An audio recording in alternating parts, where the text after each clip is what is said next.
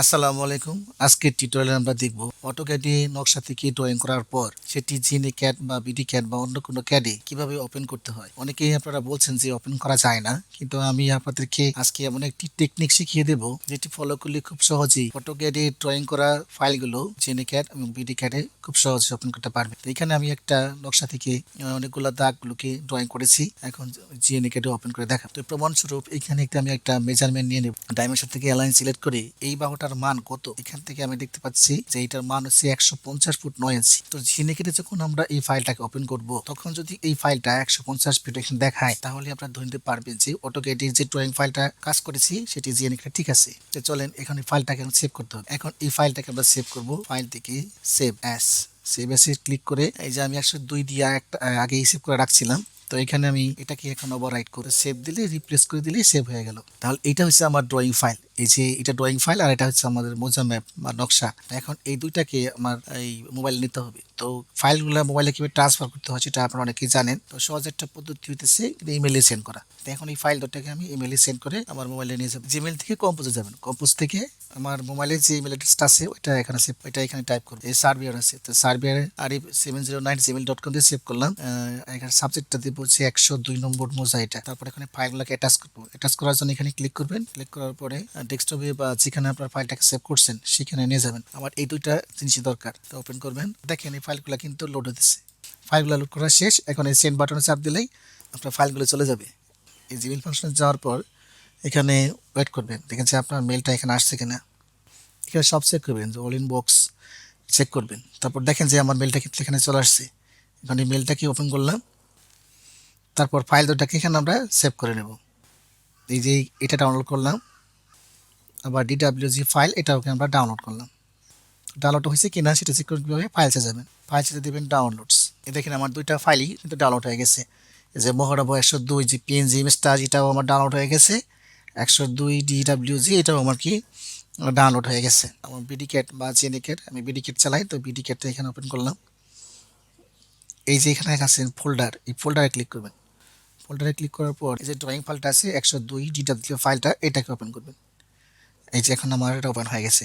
আপনারা কিন্তু আবার মনে করেন না যে এখানে হয় নাই, এটা কিন্তু হয়ে গেছে, ঠিক আছে।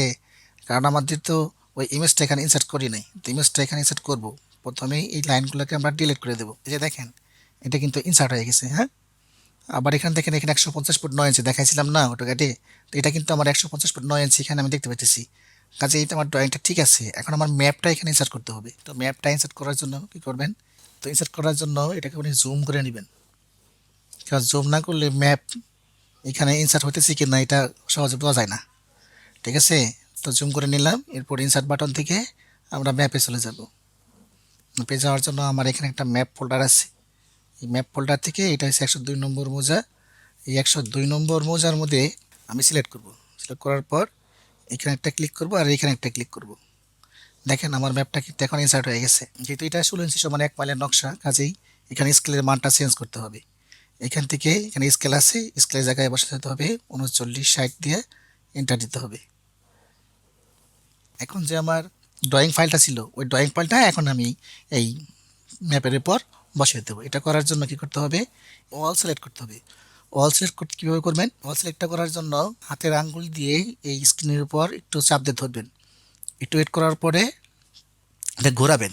দেখেন এটা কিন্তু আমার সিলেকশন আসতেছে না, তো সিলেকশনটা আসবে। একটু বারে বারে করলেই, প্র্যাকটিস করলেই আপনি এটা বুঝতে পারবেন। আচ্ছা এই দেখেন আমার কিন্তু সিলেকশনটা চলে আসতেছে। এখন এটা সুন্দর করে ধরে নিয়ে ছেড়ে দেবেন।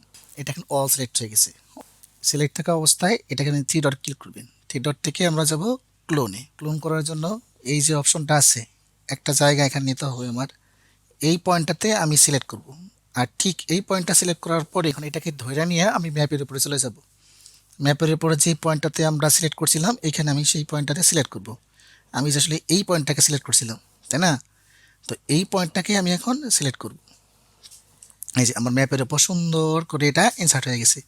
ভালো করে খেয়াল করে দেখেন, লাইনগুলো কিন্তু ম্যাপের উপর সুন্দর করে বসছে না, একদম অ্যাকুরেসি 100% বসে গেছে। আর উপরে এখানে দেখেন যে আমি একটা মেজারমেন্ট নিয়েছিলাম 150 ফিট 9 ইঞ্চি। এখন এই অটোক্যাড থেকে কিন্তু আপনি সেই ম্যাপটা খুব সুন্দর করে এখন আমার মোবাইলের ভিতরে চলে আসছে। এখন এখান থেকে খুব সহজেই আপনি মেজারমেন্ট করতে পারবেন, বাহুগুলোর মান নিতে পারবেন। কারণ এটাকে কাজটা আপনি জেনে ক্যাট দিয়েও বা বিডি ক্যাট দিয়েও করা যায়, অন্য কোনো ক্যাট দিয়েও করা যায়, কিন্তু এটা করার অটোক্যাড দিয়ে করলে কি আপনি ইমেজগুলো খুব সুন্দর বড় বড় করে এটাকেই ড্রয়িং করতে পারবেন, আর আপনার ড্রয়িং বা পলিলাইন আঁকার সময় কোনো ভুল হবে না। তো এটা একটা খুব সহজ পদ্ধতি। এটা করার জন্য আপনার খুব দ্রুত কম্পিউটারে কাজ করে মোবাইলে নিয়ে আসতে পারবেন, এবং মোবাইল থেকে নিয়ে আপনি যে কোনো জায়গায় নিয়ে কাজ করতে পারবেন। ধন্যবাদ সবাইকে। এমন একটি টিপস শিখিয়ে দিলাম, এটা হয়তো ইউটিউবে আর কেউ শিখাইবে না। তো আপনাদেরকে এই প্রিমিয়াম টিউটোরিয়ালগুলো খুব সহজেই আপনি শিখিয়ে দিলাম। তো আশা করি যে আপনারা ফেসবুকে এই ভিডিওটি বারে বারে শেয়ার করে দিবেন, যাতে অন্যকে শিখতে পারে। ধন্যবাদ সকলকে।